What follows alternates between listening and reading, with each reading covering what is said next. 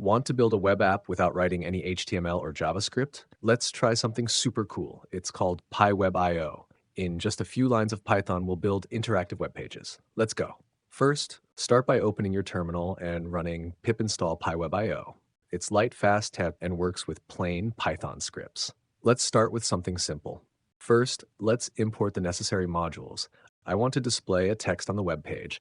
This small script will do it. Let's run the Python code we prepared. When you run the code, a web address will be shown. Open that address using a browser. Boom, you've got a web page. Let's move on to the next example. Now let's get user input.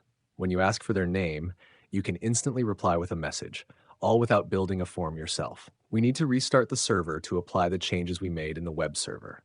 I'm pressing Ctrl and C at the same time to terminate the server. Then I'm starting it again.